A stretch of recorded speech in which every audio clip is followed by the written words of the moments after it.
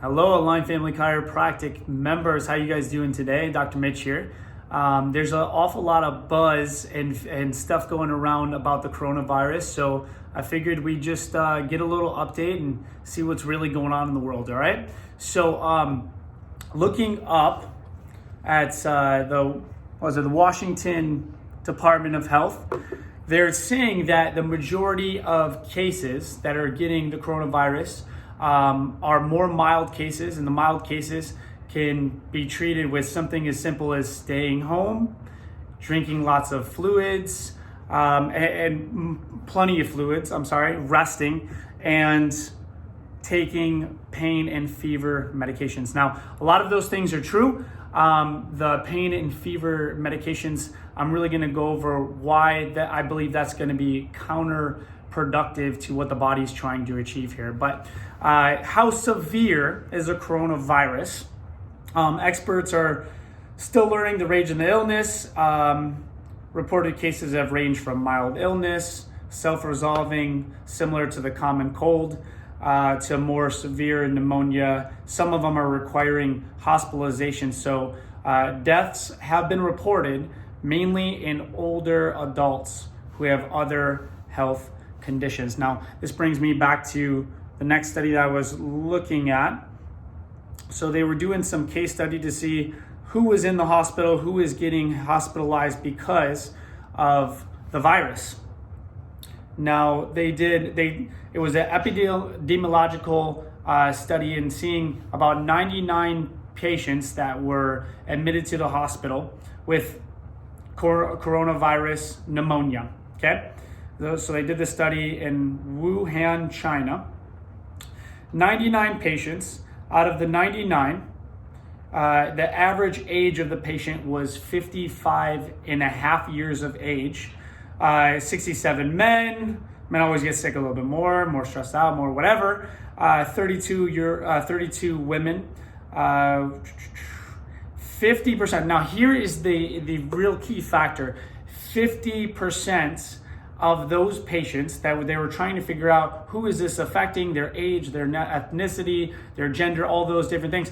50% of these patients had already pre-existing chronic disease, okay? So the important factor right here is that, think about it this way. Now, when somebody is administered chemotherapy, they cannot go around children that are potentially sick or sniffly, or that have recently been vaccinated within I don't know exactly the dates are, but within 30 days or something in that sort. Now we're trying to prevent people that are introducing more bacteria, more viruses, those kind of things, to going too close to an individual that doesn't have a completely well oiled, prime working immune system right there.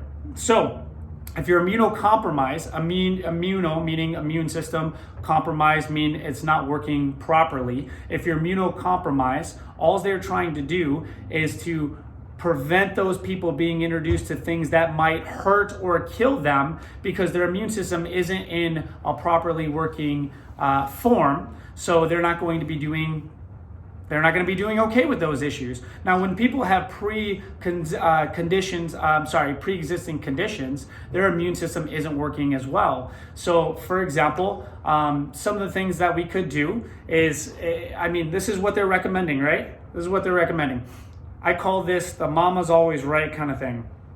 And you'll get why I'm saying that. So they are recommending steps that you can do to prevent the spread of the flu and the common cold, also prevent the coronavirus, right? Wash your hands with soap and water, right? Think about it this way.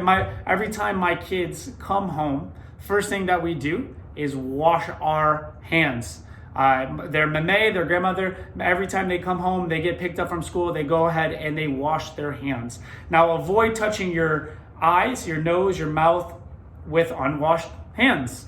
So a lot of people in China are wearing the mask. The masks don't prevent anything from coming into the body if it's an airborne issue or virus. But what it'll do is prevent you from touching your eyes, your nose, your mouth, because if I touch it with the virus right here, mucus will come out. That is an immune system reaction. Some other things: you can avoid contact with sick people.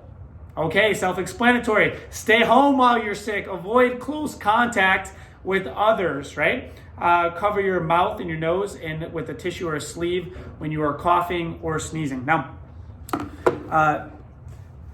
big dose of common sense, for when we're sick, when we don't want things to spread.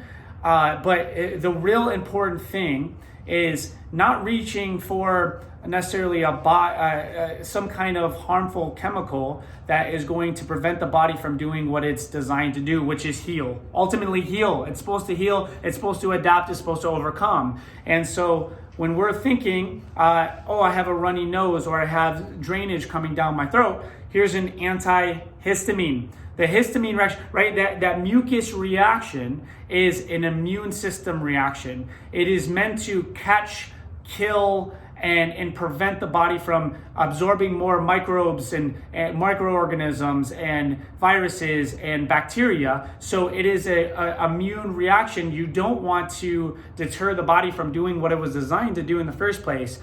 These pain medications can be linked to upper respiratory issues, like specifically asthma. I think there was a study that proved that acetaminophen is linked to COPD and asthma and other upper respiratory diseases. So it's very important that we're not just taking these medications willy-nilly. We want our bodies to function the way they're supposed to again, right? So if your body gets hot, you're gonna sweat. If it gets cold, you shiver. So if our immune system works faster, I think it works twice as fast every degree that it goes up. So if it's working faster, the purpose of having a fever is for a good thing. It's not just, the body's sick and it's just causing it to go haywire. The body's actually killing microorganisms, killing pathogens, slowing the growth of bacteria, because bacteria, viruses, they can only withstand a level of heat. So when we are wrapping ourselves up and the fever is going up through the roof, it's actually doing what it needs to do to overcome whatever it's trying to overcome at that time. So, there's some things that we have to do to increase our immune system, because that's what the important thing is.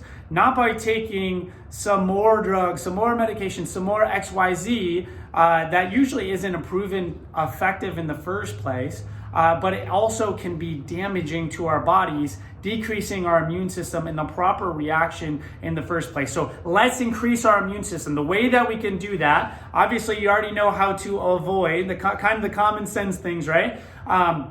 But the things that we really need to do is we need to be taking, there's a lack of sun, lack of vitamin D that's being produced in our bodies. We're deficient. So between 500 IUs and 5,000, Dr. Mercola will even say you can take 1,000 or 10,000 IUs a day for the first week. We need to increase our vitamin D3. We need to be taking vitamin C. That will help your immune system do what it needs to do. Magnesium is a brilliant mineral, and that will help with so many different things, including sleep, but it deals with a lot of the immune systems. Now, if we're depleted on our electrolytes, we want to be increasing our salt intake, our pink Himalayan salt specifically, right? We want to be producing more electrolytes, or we want to be filling our bodies more of electrolytes to help retain the fluid and to help increase the immune system there as well. Now, some of the things that your mom, your grandma, your whatever, your grandparents have done, they gave you hot soup, they give you garlic, onions, ginger, things like that is antimicrobial in the first place. So things to strengthen your immune system, all those things right there. Get adjusted. We already know this. I've talked to all of you guys already heard how many studies and all the kind of stuff that getting adjusted is actually increasing your immune system and your body's ability to adapt the way that it's supposed to. Proper supplementation, de-stress, right? Stress can kill people. Prayer, meditation can save your mind, can save your body as well. Exercise, just by exercising, you're getting more oxygenation to the tissue, you're killing more free radicals, you're increasing your immune system by doing those things, right? We talk about the 5 essentials all the time. Practice the 5 essentials, increase your body's immune system. Instead of giving it something that's damaging to it, we want to keep doing this for every single person that walks through your door, every single person that comes to your house. You want them to have a strong immune system so it can overcome, adapt, and change with the environment as it comes. So that's my little rant. That's what I wanted to pour into you guys and you'll probably hear a lot of stuff at the table too.